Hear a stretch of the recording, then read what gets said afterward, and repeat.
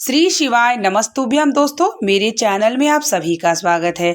आज हम वीडियो में शेयर करने वाले हैं 9 फरवरी को मौनी अमावस्या है। मौनी अमावस्या के दिन स्नान, दान, दीपदान और सुहागिन महिलाएं कुछ बातों का ध्यान जरूर रखें। इस दिन गंगा स्नान करने का बहुत ही महत्व बताया गया है। मौनी अमावस्या के दिन कहा जाता है मौन होकर के अगर आप स्नान करते हैं तो एक तपस्या के रूप में यह हो जाता है।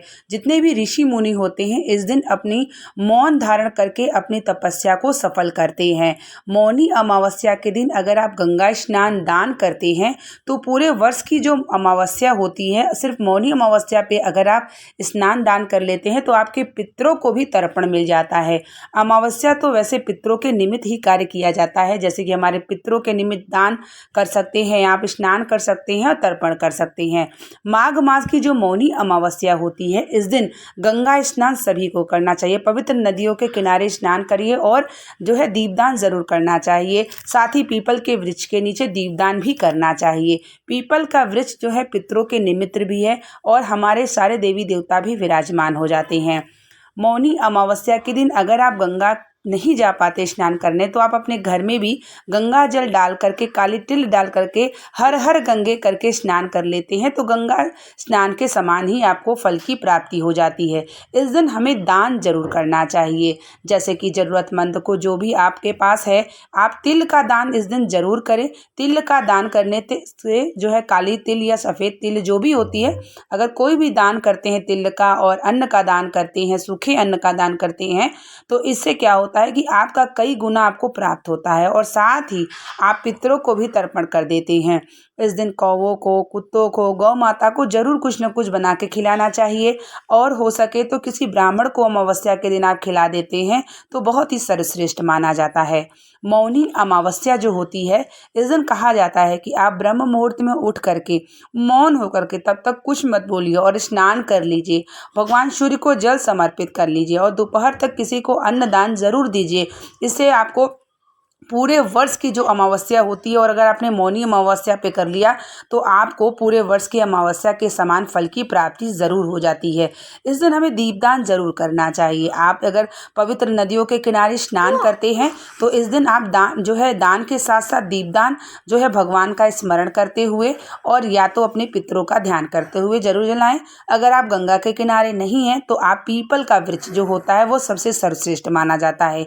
हमारे पितरों के निमित्त भी और सारे देवी देवता भी विराजमान होते हैं। तो आप अमावस्या के दिन पीपल के वृक्ष के नीचे दिया जरूर जलाएं। दिया आप तेल का जला सकते हैं या घी का, कोई भी जला सकते हैं और लंबी बाती का दिया जलाया जाता है। भगवान का ध्यान करते हुए आप दिया जरूर जलाएं। अगर आप पीपल का वृक्ष नहीं है तो बट वृक्ष या किसी वृक्ष के नीचे दिया जरूर जलाइए। भगवान शिव की आराधना अगर करते हैं तो वैसे भी आपको पितरों को तर्पण जरूर मिल जाता है, क्योंकि शिवलिंग की पूजन करने से सारे देवी देवताओं के साथ साथ हमारे पितरों को भी प्राप्त जरूर होता है, यानी जो पुरखे होते हैं उन्हें भी प्राप्त होता है। कहा जाता है कि अमावस्या के दिन स्नान, दान और दीपदान करते हैं तो आपके जाने अनजाने समस्त पाप भी समाप्त हो जाते हैं और कई गुना आपको फल की प्राप्ति भी जरूर होती है। इस दिन अन्नदान आप किसी रूप में कर सकते हैं, जैसे कि चिड़ियों के लिए कुछ निकाल दीजिए और गौ माता को कुछ अपने रसोई घर से जरूर बना के इस दिन जो पहला भोजन होता है कुछ न कुछ किसी के लिए ज़रूर निकालिए। यानी पहला भोजन आप किसी को निकाल देते हैं तो इससे हो जाएगा अन्नदान भी और आपके पितरों को भी तर्पण मिल जाता है।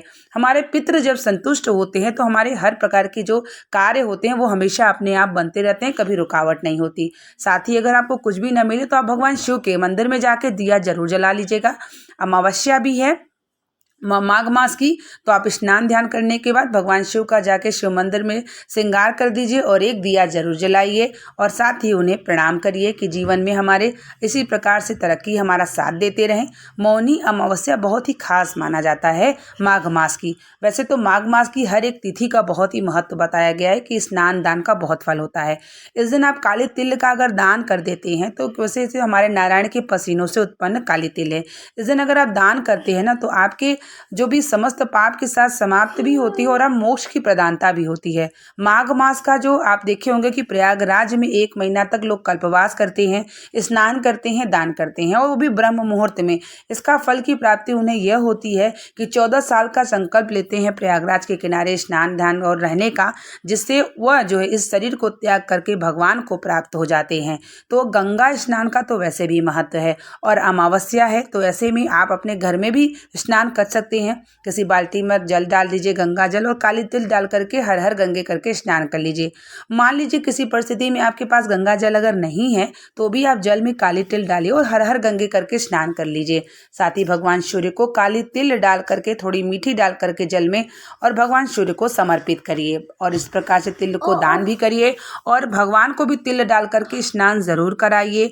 तिल का जो है उन्हें भोग लगाइए। तिल आपको समर्पित भी करना है, स्नान भी करना है और दान भी करना है।